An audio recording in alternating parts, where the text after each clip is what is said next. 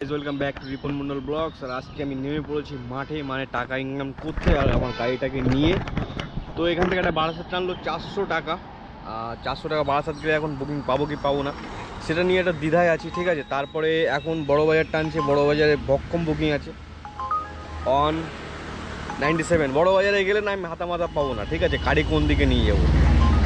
আর তোমার হচ্ছে হাওড়া স্টেশন টানছে 250 টাকা। তো বেটার কিছু চাই, বেটার বেটার বেটার।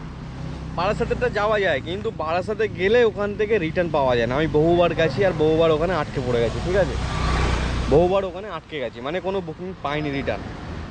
এরকম 259 হাওড়া স্টেশন।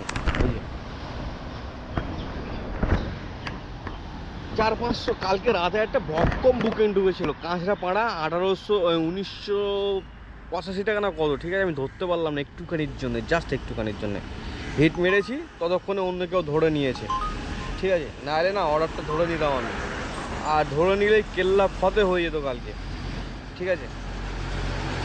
আর ধরতে পারিনি যখন, আর ভেবে কী হবে। এখন একটা বুকিং ছোটো পেলাম 100 টাকা, 120 টাকা, মণিপাল হসপিটাল, এসি 41 থেকে খালপাড় রোড। চলে যায় নাকি? এখন একটা কথা বলবো আমি, যেটা আজকে আমার মাথা এতটাই গরম হয়ে গেছে কি বলবো। একটা বুকিং পেলাম সিটি সেন্টার থেকে মেট্রোপলিটন, তোমার হচ্ছে JW মেরিয়ট পাশেই অ্যাপার্টমেন্ট সিলভার স্প্রিং বলে, ঠিক আছে।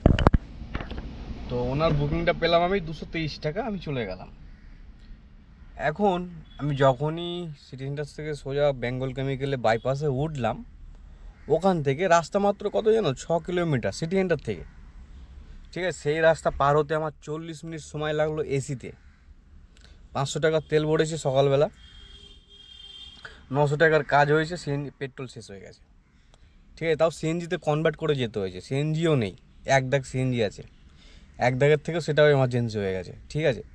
তো প্রায় 40 মিনিটের উপরে এসি চালাতে হয়েছে আমার, 6 কিলোমিটার রাস্তা, 230 টাকা না 40 টাকা পেয়েছি, ঠিক আছে। মানে কোনো এক ভিআইপি যাবে, সে কারণে রাস্তা বন্ধ করা, আর কাস্টমার তো শুনবে না, নাছর বান্ধা, তাকে এসি চালিয়ে রাখতে হবে। তো বাসটা গেল আমার, ঠিক আছে। আমি গালাগালি দিতে পারছি না, ঠিক আছে, কিন্তু এই ধরনের এই পলিটিশান, ঠিক আছে, আমি মুখ দিয়ে গালাগালি বেরিয়ে যাচ্ছে, ঠিক আছে। সাথে তো নিয়ে ঘোরে 30-40টা গাড়ি, ঠিক আছে, 15-20টা গাড়িটার নিচে কোনো কথা হয় না। তাদের আবার এত এত প্রোটেকশান কিসের, মানে এত ভয় কিসের, এতগুলো গাড়ি যাচ্ছে, ঠিক আছে, এত সিকিউরিটি যাচ্ছে, তার সাথে রাস্তাও বন্ধ করে রাখতে হবে তার জন্যে, ঠিক আছে। মাঝে মাঝে ভাবি পলিটিক্স জয়েন করি, ঠিক আছে, এদের মামাসি এক করতে গেলে না পলিটিক্স জয়েন করতে হবে। এমনি সাধারণ ব্যক্তিকে গালাগালি দিলে সমস্যা হয়ে যাবে, পলিটিশিয়ান হলে কোনো সমস্যা নেই, ঠিক আছে। আমার কি বলবো, মাথা গরমে। একটা 200 টাকার বুকিংয়ের জন্য আমার 300 টাকার মিনিমাম কোয়ালিটার হবে বলো। যদি তোমার হচ্ছে 900 টাকার কাজ করি, 850-900 টাকার, 500 টাকার পেট্রোল শেষ হয়ে গেছে। 500 টাকা সকালবেলা ভরেছি, ঠিক আছে, আমার 10 তারিখ ইএমআই গেছে আমার চাপের মধ্যে।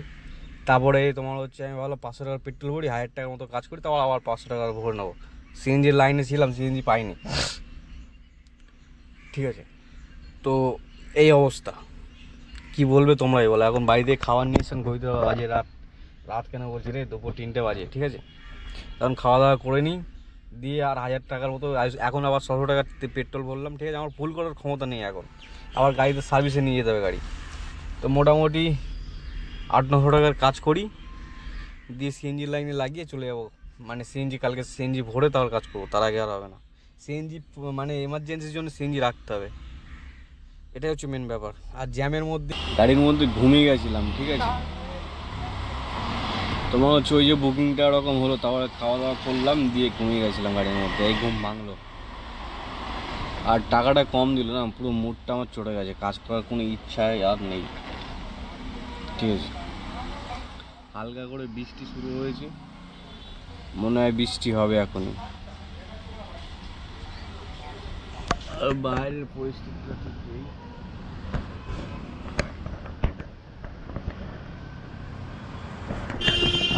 ওরে ভাবিন, কোথায় তুই? হ্যাঁ,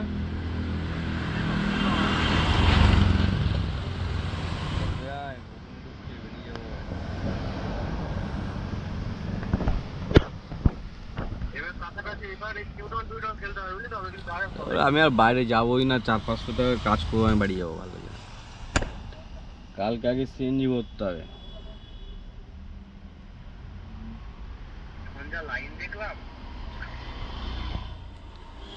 সিএনজি ভরে সিএনজিতে যখন এই জ্যামে ট্যামে ফেসে যেতে হবে, সিএনজিতে কনভার্ট করে দিতে হবে, নাহলে প্রচুর লস।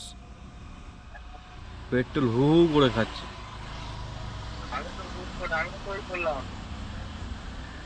গাড়িটাকে ধুবি নাকি? না না, এখন গাড়ি দেবো না ভাই, কাজ করবো না, এখন গাড়ি দেবো। এখন বৃষ্টি লাগছে, আবার কি ধুবি গাড়ি এখন? একটা মানে বাইরের সাইডটা ভীষণ মারা হয়ে গেছে। 220 টাকা দিচ্ছে হায়াত রে, এখান থেকে ধরতে পারলাম না। কিসে? তো গাইস, কালকে আর ব্লগটা কন্টিনিউ করা হয়নি। তো কালকে কী ঘটেছে একটু সংক্ষিপ্ত বলে দিই তোমাদের। কালকে সিএনজি লাইনে গেছিলাম, ঠিক আছে। মানে ওই ঘটনা ঘটার পরে আমি আরও 200-300 টাকার কাজ করি। কাজ করার পরে সিএনজি লাইনে চলে যাই, ঠিক আছে। 200-300 না, 400 টাকা, সরি।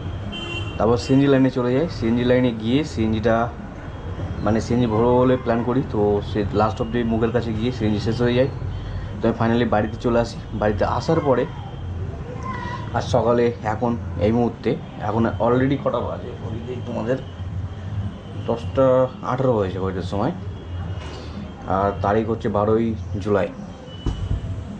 তো সিএনজি ভরার পরে তোমার হচ্ছে কী বলে, সরি সিএনজি পাইনি। তো এখন সকালবেলা গিয়ে গাড়ি এসছে, তো সিএনজিটা ভরে চলে এলাম, ঠিক আছে। বাইক নিয়ে গেছিলাম, দিয়ে টুক করে সিএনজিটা ভরে গাড়িটা আবার ওখানেই রেখে বাইক নিয়ে চলে এসেছি, ঠিক আছে। এখন চেন্দান করে, আজকে রবিবারের বাজার, তো বাজার খুব একটা ভালো যাবে না। আর সকালে তো একদমই যায় না, দুপুরের পরে যা হয় হয় একটু। তো এই 8টা-9টা অবধি কাজ করব। তো এখন বাড়ি এসেছি, বাড়ি এসে এখন স্নান করে খাওয়া দাওয়া করে 12টা বেজে যাবে। যাই হোক, যেটা বলছি যে এই ঘটনাগুলো ঘটলো। কালকে বেশি কাজ হয়নি, 1400 টাকার কাজ করেছিলাম। দিয়ে মানে কালকে বুকিং ছিল, এই না যে বুকিং ছিল না, কিন্তু মুড অফ হয়ে গেছিলো, সে কারণে আর কাজ করা হয়নি। আর বুঝতেই পারছো, এমার্জেন্সিতে মানে জ্যামে ফেসে গেলে পেট্রোলে কাজ করে আমার কিচ্ছু বাঁচবে না, এটুকু আমার বোঝা কমপ্লিট।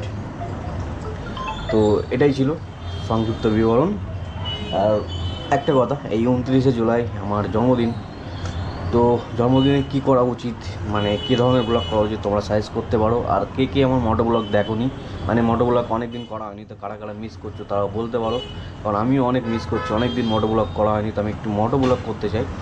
তো তোমরা অবশ্যই জানিও কমেন্টস করে কার কার ইচ্ছা যে একদিন ঘুরতে যাও, ছোটোখাটো একটা রাইড করো। অবশ্যই কমেন্টস করে জানিও। আর তোমাদের মন্তব্য খুবই গুরুত্বপূর্ণ, সবাই সবার মতামত নিজের মতো করে দিও। ছোটো ভাই হিসাবে এই ব্লগটা এখানে শেষ করে দিচ্ছি। Tata, bye bye.